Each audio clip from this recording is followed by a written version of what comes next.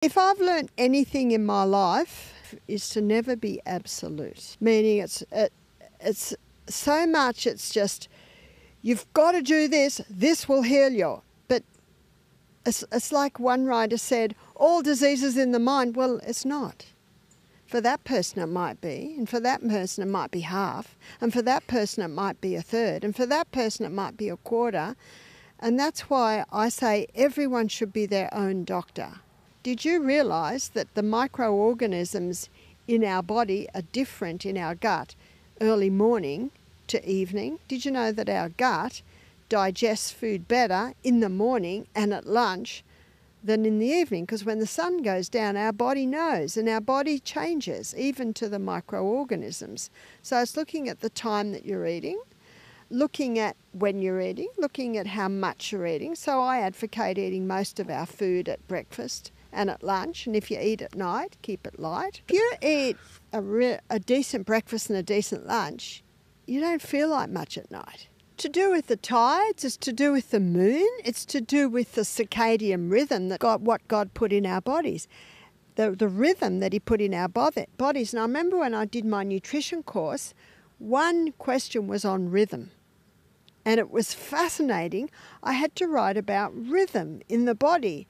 We walk rhythmically. Every single organ in the body works according to rhythm, and then the rhythm of the planet, the seasons, the moons, the tides, and it's called our circadian rhythm inside our brain. And what I discovered is that it's light and dark signals that set it. What resets it is the first hour of light in a day. And yet when you go to bed late at night, you never get that first hour of light. I married a night owl. You're interested in this. See, one hormone that's released at the moment, it's released between 10 p.m. and 3 a.m. In the wintertime, it's released between 9 p.m. and 2 a.m. is melatonin, that's fix and rejuvenate nighttime hormone, but also epithalamin. And epithalamin increases learning capacity, and epithalamin slows down aging. That's why if you have a look at rock stars, don't look too close. Well, in my book, Sustain Me, I have a chapter called Lovely Legs. That's the title of the chapter. Now, varicose veins have an inherited factor, so, obviously there are none in my family. I'm 70 and there's not a mark on my legs.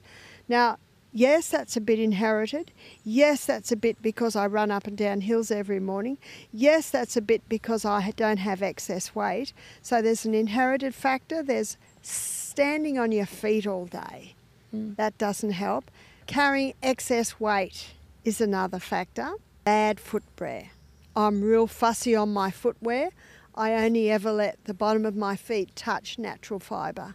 So I'm on suede and cork here at the moment. And if I've got shoes on, I always have cotton or woolen socks. So that's a factor. Constipation is a factor. If we should, Dr. Kellogg, he said 3 intakes of food a day should equal 3 evacuations a day. So they're all factors. Now, the best exercise for people with varicose veins is not running because of the jarring on the legs. It's swimming or rebounding or exercise bike. So with the rebound, you've got a shock absorber effect when you're jumping. And, of course, exercise bike. Most of your weight is on your hips. Swimming, there's no exercise. But varicose veins, it's veins, your venous system. And we have a second heart that pumps the blood in the veins, and that's the heart. That second heart is your calf muscle. So see, just doing that, just making your foot go like that, see your calf muscles being pumped. Because your diaphragm is part of your abs. Yeah. So keeping that strong is important. Do you know, one day the Bible says Jesus will come again and then we'll all be healed. And the natural remedies, they help us manage. I always look at why are the parasites there. The parasites only really live where they're getting well fed. So again, that's why it's important to make sure the bowels are evacuating regularly. And the way to do that is to have a really nice high fibre diet and make sure that you're well hydrated. There are herbs for the parasites and for worms, and that is wormwood and black walnut and oregano essential oil. One of the best ways to bring balance back to your gut is include things like sauerkraut, yogurts, kombucha drinks. Have you ever had that ginger kombucha? One thing you can do is just do a day or two on juices, vegetable juices. That's a really good way to change your... Georgie's Nana, she has tendinitis, and she gets a high ring in her ear, and it pounds her head. She has large pulses in her ear, and her head pounds even when her blood pressure is not high. And it happens more frequently now, sometimes 2 times a week.